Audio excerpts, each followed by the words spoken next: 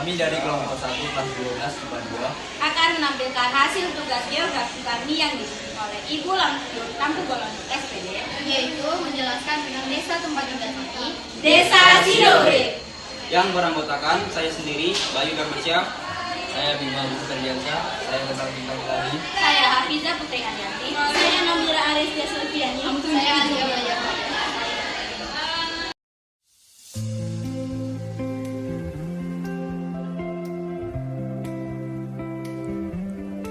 Struktur desa Sidorep sendiri pada umumnya sama seperti desa lainnya. Bapak Soekarnoto selaku kepala desa Sidorep dan perangkat desa yang lain yang berperan aktif dalam meningkatkan kualitas dari desa Sidorep ini. Luas wilayah dari desa Sidorep sekitar 220 hektar dan terbagi menjadi 4 dusun, yaitu Sidorep. Sidorep terbagi menjadi 2 dusun, kemudian Sumbersari dan Sukasari. Jumlah penduduk di desa Sidorep sebanyak 1.888 jiwa. Selanjutnya, kami akan membahas tentang fasilitas yang ada di desa Sidorep. 1. Masjid Syuhada. Masjid Syuhada tidak jauh letaknya dari kantor desa Sidorep. 2. Musola Al-Ikhlas. Musola ini berdiri di RT 6 desa Sidorep. 3. Pos kesehatan. Dengan adanya pos kesehatan, masyarakat sangat terbantu dan berperan sangat penting bagi masyarakat di bidang kesehatan dan juga sebagai wahana kewaspadaan dini terhadap berbagai risiko dan masalah kesehatan. Pos kesehatan di desa Sidorep dikelola oleh seorang bidan yang siap 24 jam membantu warga desa Sidorep. 4. Gedung BKKBN. BKKBN adalah lembaga pemerintah non-kementerian yang berada di bawah dan bertanggung jawab kepada Presiden melalui Menteri Kesehatan. Gedung BKKBN berada tepat di samping kantor desa Sidorep. 5. Gedung Posyandu. Di samping pos kesehatan desa terdapat sebuah gedung posyandu yang setiap bulan sekali melayani para ibu untuk mengontrol kesehatan anak dan bayinya.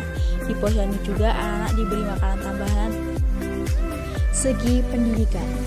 Di desa Sidorep terbagi menjadi 3 sekolah. 1. RA, Raudatul Atfal, terakreditasi B yang melamatkan di Jalan Pramuka Desa Sidorep. Guru yang mengajar di sana ada 5 orang yang bertempat tinggal juga di desa Sidorep. 2. SD Negeri 005. SD Negeri 005 ini terakreditasi A, melamatkan di Jalan Pramuka Sumbersari Desa Sidorep. 3. SMP Negeri 04. Lokasi SMP tidak jauh dari SD. Jarak tempuhnya hanya sekitar kurang lebih 5 menit. Akreditasinya A, murid di sana mayoritas warga Sidorep.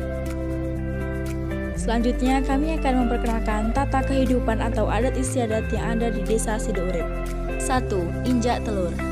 Injak telur ini merupakan sebuah prosesi yang dilakukan setelah kedua mempelai melaksanakan akad nikah, melambangkan laki-laki mampu memberikan keturunan. 2. Sesajen. Sesajen adalah makanan seperti bunga secara simbolis dengan tujuan berkomunikasi dengan kekuatan gaib. 3. Genduran. Genduran merupakan tradisi atau adat perjamuan makanan yang memperingati peristiwa dengan meminta berkat, dengan tujuan adalah mendoakan para arwah supaya dapat diampuni dosa-dosanya oleh Allah Subhanahu wa taala yang dipimpin oleh seorang kiai. 4. Setiap setahun sekali, desa Sidorep melaksanakan kegiatan 1 Muharram atau sering disebut oleh penduduk desa Sidorep adalah 1 Suro dan diisi dengan amalan-amalan baik seperti mengaji, berziarah, dan haul ke makam para sunat. Jika tidak dilakukan, maka akan mendapatkan kesialan. 5. Mitoni. Tradisi ini dilakukan untuk memohon keselamatan yang ditujukan kepada calon ibu dan bayinya, serta memanjatkan doa agar proses persalin berjalan dengan lancar dan bayi yang dilahirkan menjadi pribadi yang luhur di masa depan. Kuda Kebang. Tarian ini menggambarkan kekuatan prajurit berkuda, namun ditarikan indah dan gemulai gerakan penarinya. Di masa lalu, tarian ini seringkali terpisah dengan pertunjukan reog. Tarian ini banyak dilakukan di pedesaan sebagai kesenian hiburan bagi masyarakat. Mayoritas penduduk di desa Sidorep bermata pencaharian sebagai petani, didukung juga dengan lahan di desa Sidorep yang luas dan tanah yang subur. Kebanyakan para petani di desa Sidorep menanam padi dan beberapa sayuran.